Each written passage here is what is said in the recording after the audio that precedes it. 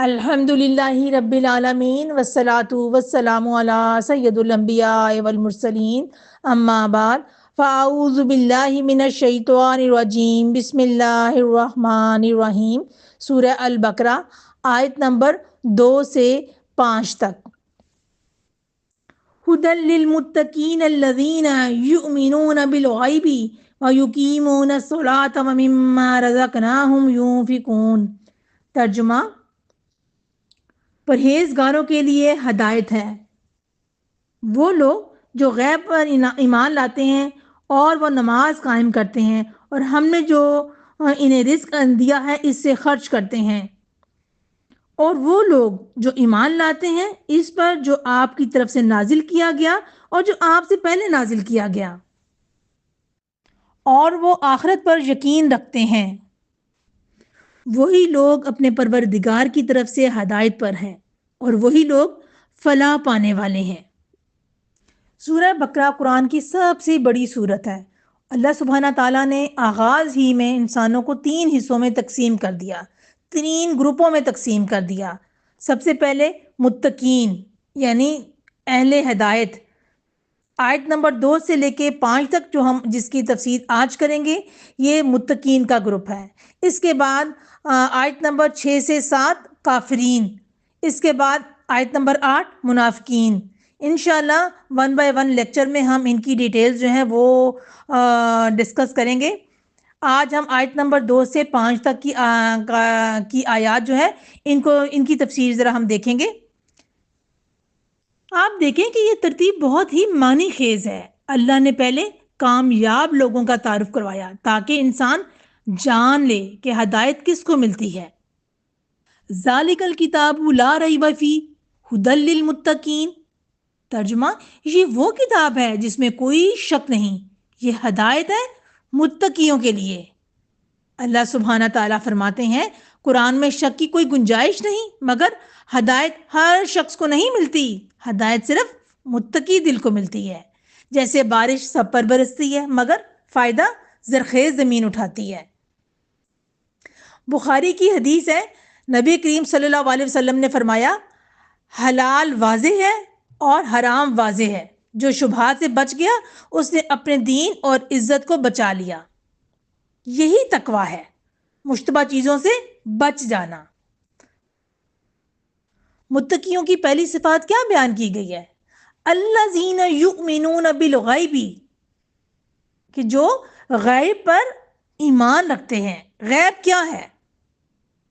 اللہ، فرشتے، جنت و جہنم، قیامت، تقدیر، یعنی وہ چیزیں جو آنکھ سے نظر نہیں آتی مگر اللہ نے خبر دی، تو ان سب پر ایمان لانا غیب پر ایمان لانا ہے۔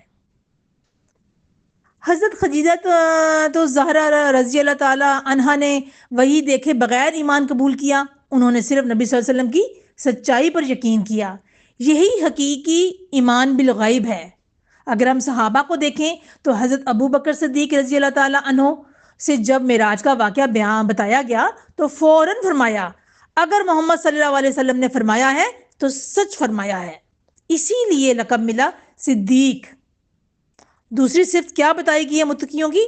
وَيُقِيمُونَ الصَّلَاةَ، اور نماز قائم کرتے ہیں، یعنی یہاں پڑھنے نہیں بلکہ قائم کرتے ہیں کہا گیا، یعنی وقت پر نماز، خشوع کے ساتھ، زندگی کا مرکز نماز۔ مسلم کی حدیث ہے، نبی کریم صلی اللہ علیہ وسلم نے فرمایا بندے اور کفر کے درمیان فرق نماز ہے۔ اگر ہم صحابہ کا عمل دیکھیں تو حضرت عبداللہ بن مسعود، یہ مسلم کی حدیث ہے، حضرت عبداللہ بن مسعود فرماتے ہیں ہم نماز جماعت چھوڑنے والے کو منافق سمجھتے تھے، یعنی جو لوگ جماعت کے ساتھ نماز نہیں پڑھ رہے ہوتے تھے تو یہ کہہ رہے ہیں کہ ہم ان کو منافق سمجھتے تھے۔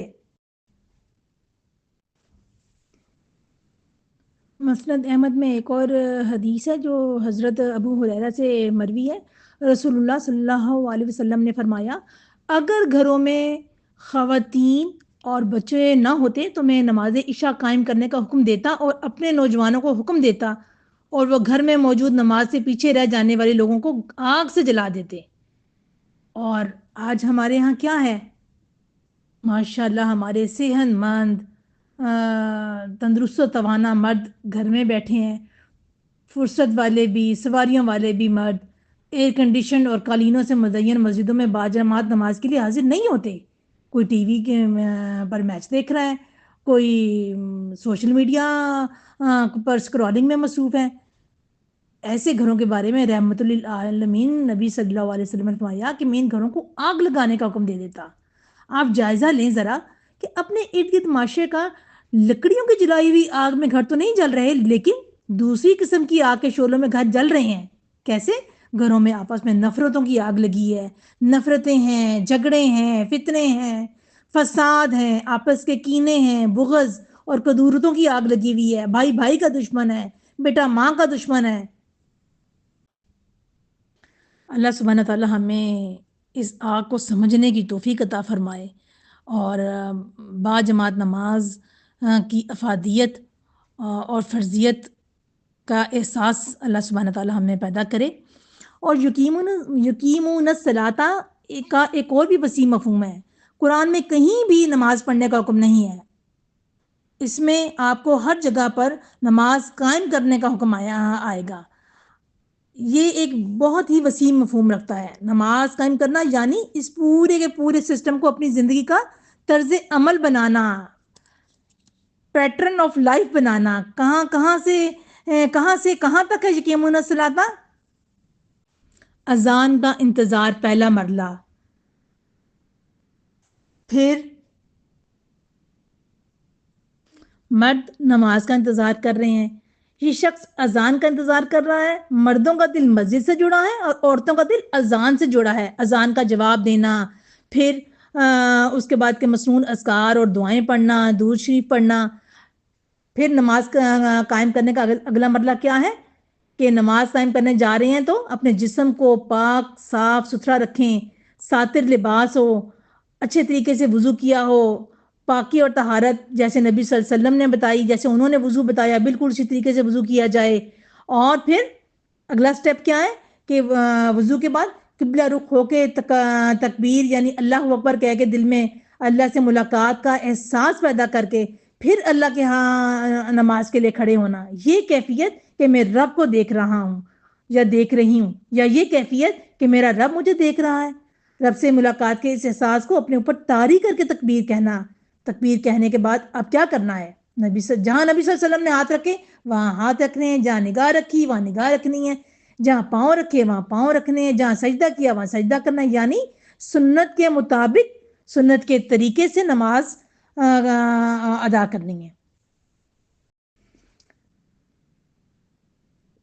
फिर जो नज़्म ज़ब्त हमने और सेल्फ कंट्रोल और डिसिप्लिन का मुजाहिरा नमाज में किया है, अपने हाथ, अपनी आंखें, अपना दिल, अपने बाजू, अपना पूरा जिस्म जिसमें ज़ब्त रखा था, अब उस ज़ब्ते जिस्म को और ज़ब्ते नफ्स को काबू में रखना है। बाकी का दिन भी युकीमुन सलाता है, नमाज में जायज़ और हलाल चीज़ों से भी अपने आप को रोके रखा।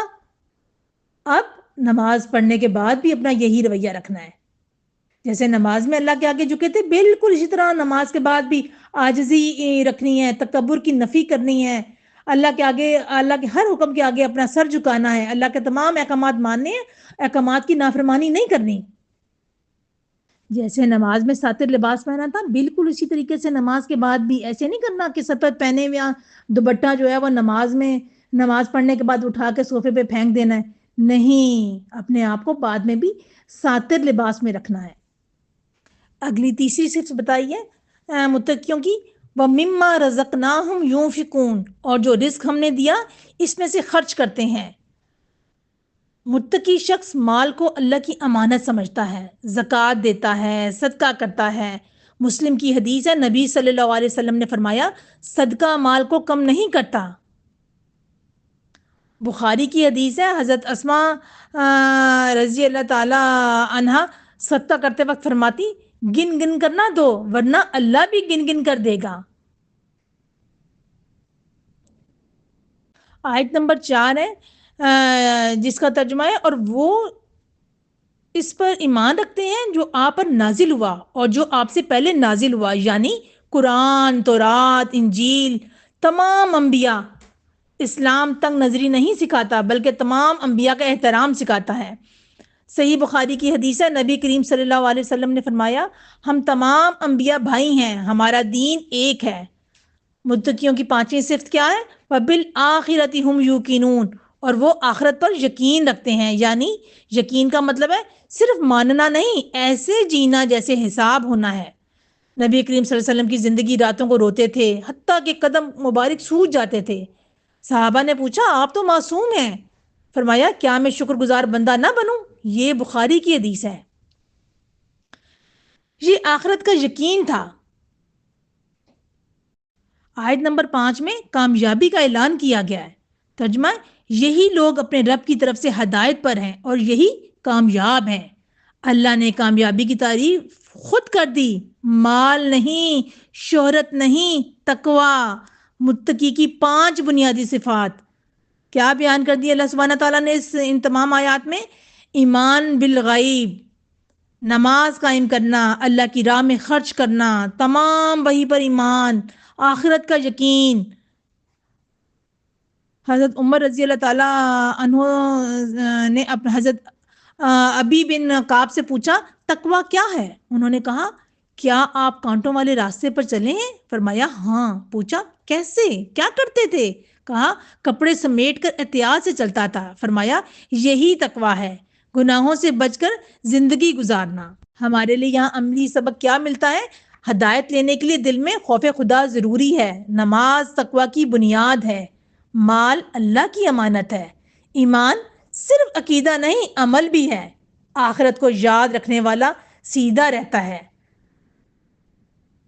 قرآن شروع ہی سے اس اعلان سے ہوتا ہے، یعنی قرآن شروع سے ہی اس اعلان سے ہوتا ہے کہ ہدایت سب کے سامنے ہے، مگر فائدہ صرف متقی اٹھاتے ہیں۔